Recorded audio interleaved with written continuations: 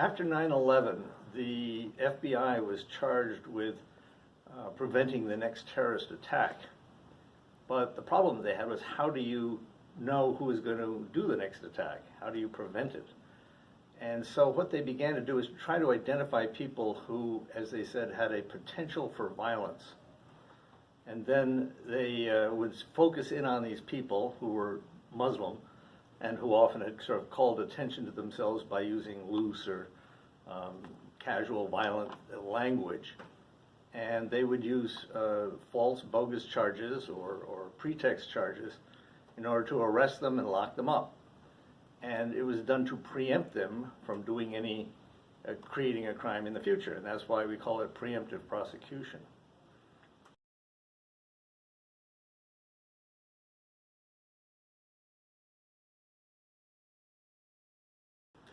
One of the things that the FBI does to incarcerate people preemptively is to essentially criminalize normal activity, which none of us would think of as criminal.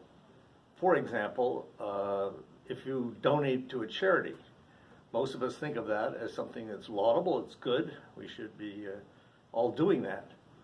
But if by chance some of that money goes to a terrorist organization or a group that the government doesn't like, they will call that material support for terrorism, even if you didn't know that that organization was bad. And probably the worst example of that was the Holy Land 5. This was a Holy Land Foundation was a group that was donating money, actually was raising money in America and donating it to help support the folks in Palestine. And although the government conceded that not a nickel of that money ever went to support a terrorist organization, the directors were accused of, by building schools and hospitals in Palestine, raising the prestige of Hamas, and that was material support for terrorism. And two of the directors were sent to jail for 65 years for doing nothing else except trying to relieve suffering in the Middle East.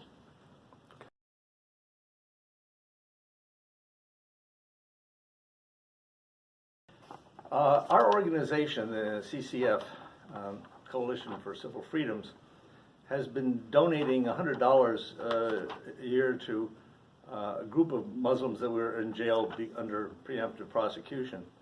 And we have about 200 of them on the list right now. The list is always changing. There are some that get off that are out of jail now and some that have been on later, but we have about 200. And a number of those are actually there for life. They have received life sentences for what is essentially preemptive prosecution.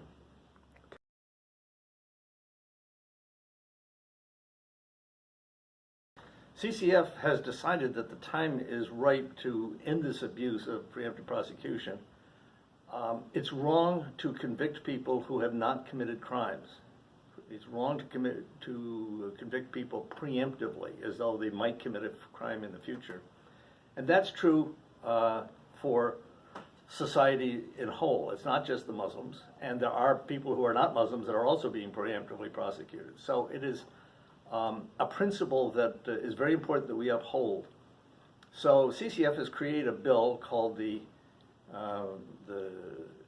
Entrapment and Governmental Overreach Relief Act, which we call the Ego Relief Act, and which we're going to try to get a bill through that will prevent the FBI from doing this kind of activity in the future, and will also make it retroactive so that these old cases will be brought back into court and they can be judged again. And we believe in the new climate that seems to be slowly spreading across America, where there's less fear of Muslims, less fear of terrorism, that the judges will throw these cases out and release a lot of these people from prison.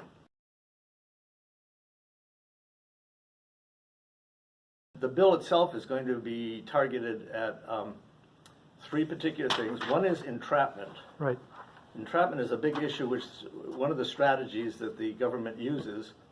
They will, once they have you on their screen for preemptive prosecution, they will assign an agent to go and try to become this person's best friend and hang out with them, spend years, literally years. We've had some cases that went as long as 6 years, where they just hang out and secretly follow you around with a tape recorder trying to talk you into criminal conspiracies.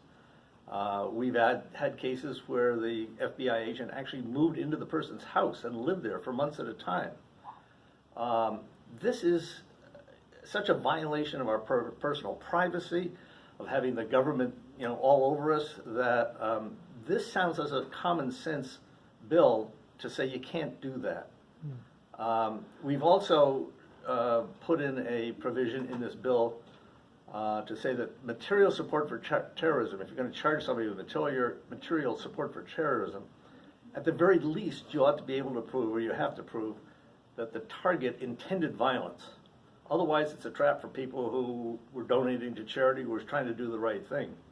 And the final aspect of this bill is to say, during a trial, on a terrorism trial, the government should not be allowed to give classified evidence to the judge ex parte without showing it to defense-cleared counsel. This happens in virtually all the preemptive prosecution cases, where the government essentially tips the balance in favor of the prosecution unfairly by showing selected evidence to the judge ex parte without the defense having a chance to see it. And it is so contrary to all our notions of fairness in America that, again, that practice should be banned also. So my brother is Yusuf Buhili. He's a political prisoner and victim of preemptive prosecution. In December of 2015, Yusuf met a good Muslim brother from Atlanta who turned out to be an undercover agent who sought my brother's conviction. The FBI admitted that they targeted Yusuf for a terrorism investigation. And under the current FBI guidelines, the FBI can authorize an informant and other surveillance techniques without any factual basis for criminal activity or even particularized suspicion of criminal conduct. So the FBI's preventative policing method identifies, factors that may lead one to become radicalized. And there are various factors which, according to a really great Intercept article on the FBI's secret scoring system, include religious observance of one, how practicing of a Muslim one is, their travel history, what countries that they've traveled to, particularly countries like Yemen, Syria, and Libya. They're countries that the FBI has flagged. They also consider the mental background, the financial background. So all these various factors are part of the FBI's profiling technique on determining who is a potential suspect. The Department of Justice has very strict guidelines on prohibiting profiling based on race, but there is no explicit ban on religion or national origin. Therefore, which gives law enforcement officials very broad discretion in profiling, and essentially they can target individuals based on their religion or their national origin. And my brother was targeted for his travel history, traveling to Yemen and Egypt, and his ethnic national background. Although we were born and raised Americans, our families are from Somalia. So there was various other factors that flagged Yusuf for an ideal, quote unquote, FBI, for an ideal FBI investigation. And from December 2015 until July of 2016, Yusuf was under daily and constant surveillance by the FBI. They tapped his phone, there was drones that followed him, there was cameras that were placed along the street in our, where we lived, monitoring who entered and who left our home. There was even a FISA intercept that was placed inside of our home, listening to very intimate conversations.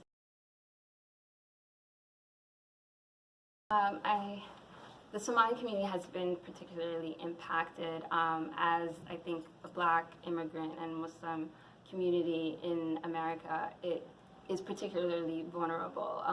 There is a direct correlation with U.S. foreign policy and U.S. military action abroad and the nature of who is targeted for domestic prosecutions in the United States, as well as immigration policies that target certain groups. So it's very related, and the U.S. has been conducting a hidden war, essentially, in Somalia, of both covert and overt operations. And recently, under the Trump administration, he has dramatically increased airstrikes in Somalia. So the Somali community here is highly policed and surveilled as a result of just U.S. policy on this community. And I think if you look at Minnesota with the largest Somali population, you'll see that that community has been especially targeted by preemptive prosecution. There's several cases that come out of Minnesota. One of the biggest, and I think highly profiled cases is the Minnesota ISIS trial, which the media has dubbed. And it involves about 9 Somali young American boys between the ages of 19 and 22 who are all charged with material support. And I'll focus on 6 of the defendants. They were all friends. They grew up in the same area, and one of their friends turned into an informant. And the recorded audio conversations between these friends became the basis of their criminal, became the basis of their charge. And this friend turned informant was paid over $100,000 by the FBI for his services. And 3 of the boys, and they were charged with allegedly planning to travel to Syria to join ISIS. And the audio conversations, along with their social media and their online activity, became the basis of the charge. There was no other evidence. They had no evidence to commit any violence, to murder anyone. So it's all just these conversations. And 3 of the defendants pled guilty and were sentenced to 10 years, and the other 3 that went to trial were also convicted by an all-white jury that deliberated for, I think, 2.5 days, and they were sentenced to 30 years each. And that case became like the justification for increased counterterrorism funding, counter-violent extremism programs in Minnesota and this case was referenced as the reason why there needs to be more funding for counterterrorism, and it has resulted in increased policing and surveillance of the Somali community in Minnesota. So it varies. If my brother's case and the Minnesota case I just mentioned, it's about 7 to 8 months was how long their entrapment cases lasted. There's one egregious case of Nicholas Young he's also from the DMV area. He's a former law enforcement official, and the FBI was surveillancing him for over 6 years. For over 6 years, they sent various people posing as friends to spy on him and to set him up. And they eventually charged him with material support as well for sending $245 gift cards to a friend who was an informant. And this was a friend of his for, I think, over 2 years, or who he thought was his friend. And he was sentenced to 15 years in prison for that. And he committed no violent act, nothing. Yeah. So there's, I think, 2 things that we have to be vigilant about is, 1, not becoming an informant and not working with the FBI and not being, lured into this with the money or with prior charges. Oftentimes, the FBI, tried to coerce individuals that have, prior charges and whatnot. But there's other cases that demonstrate that even individuals that work with the FBI are later entrapped by the FBI. But the first thing we can do is not talk to FBI agents ever. Don't ever speak to an FBI agent without a lawyer. You have a constitutional right to remain silent, and please do so. It never helps to talk to the FBI. If they are not your friend, and the FBI can lie to you while you you cannot lie to the FBI. And once you have a conversation with an FBI agent, it opens a record, right? Everything that you say is recorded. And if there's any discrepancy, or if there's anything that's contradictory that you may say then or may say in the future, that constitutes as lying and is punishable up to 5 years in prison. So it's very dangerous, and it's not worth ever doing. There's plenty of free lawyers that you can call that will help you if you are ever approached by an FBI agent at home. If you're approached by an FBI agent at your workplace, just say, please give me your card and I'll have my lawyer contact you. don't ever speak to them. And I think the second thing you can do is just be mindful of what you say. You know, with the case I mentioned earlier with the Minnesota boys, it was their friend that was their informant. So be very wary about who you confide in and who you vent or rant to about various opinions that you may have. You know, it's very unfortunate that's the case, but don't speak, you know, carelessly or openly with anyone. Be very mindful of your words, and also be mindful of your online presence and social media. Be wary about, you know, what profiles that you're looking at, what websites that you are on, the videos that you're watching. They're all being watched and recorded and is often used as a targeting tool. Like I mentioned with my brother and a lot of these boys, they come under the attention of the FBI from their online activity. And as a victim of like this surveillance state that we live in, it's very easy to be, you know, afraid to do anything. And I think, I don't want to preach, you know, to the choir, but one thing that has helped me is once you realize, oh, the FBI is watching or the FBI is listening to me, you know, having an intercept in your home where, you know, every action is being recorded.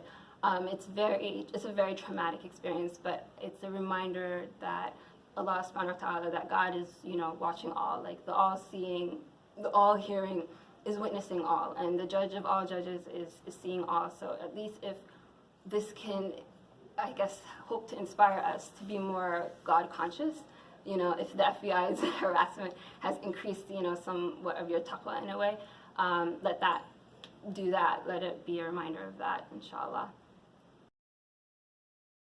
In 2014, a group that I'm associated with, CCF, wrote a report about all of the preemptive prosecution cases. We categorized them, we listed them, and we showed that the government from time to time comes out with a list of terrorists that were convicted under their preemptive prosecution. And we showed that of those terrorist cases that they were claiming, some 94% of them involved elements of preemptive prosecution. In other words, there's only 6% that we could have said were real threats to America. All the rest were basically concocted by the government. So we put out that report along with our recommendations for things that should be changed. And now, in connection with the Ego Relief Act that we're about to put out, we are reissuing that report with updated statistics to show that the same problem is going on. The statistics are just about the same now as they were in 2014, 5 years ago. In other words, in some sense, nothing has changed. The government is continuing to do this, to take innocent people, put them in jail, and claim that they were real terrorists, and they're not.